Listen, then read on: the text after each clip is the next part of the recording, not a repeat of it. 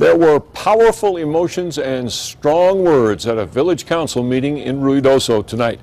Gun owners from down the road, and from around the nation packed the council chambers to give the mayor an earful about his executive order banning guns from village government buildings and meetings.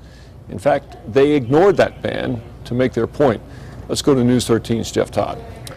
Dick, it was pretty intense. Guns were very visible, but the only shots fired were verbal, and they were directed right at the mayor.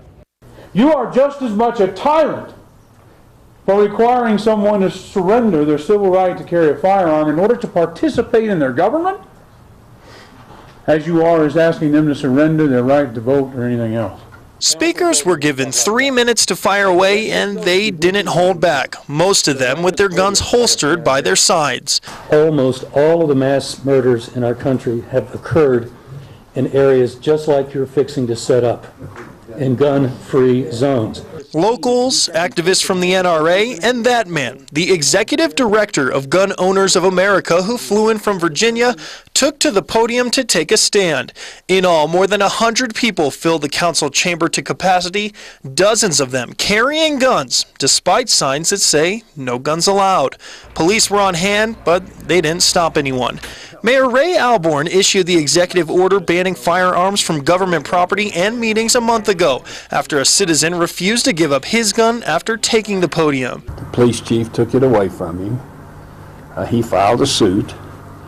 At that time, I realized how unprotected we in the front of the room, there's 11 of us, plus all of our citizens and employees that are at the meeting, how unprotected we were. The executive order does not apply to law enforcement. The mayor also says there's a lot of misinformation, including a rumor that the ban means people need to give up their guns the second they step onto Ruidoso soil.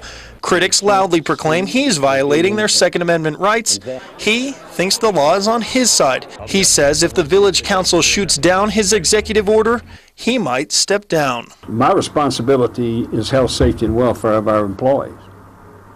So if we're not going to be able to do these kind of things, I'm not sure I want to be sitting in this seat. Protesters called for the mayor and the village attorney to resign. In the end, the council put off the vote. No word when they might take up that executive order. Dick, back to you. All right, Jeff. Now, the mayor says 2 state laws give him the authority to ban firearms in village buildings. But the National Rifle Association says a New Mexico Supreme Court decision forbids local authorities from making piecemeal changes to the constitutional right to keep and bear arms. Sounds like we are headed for a court fight.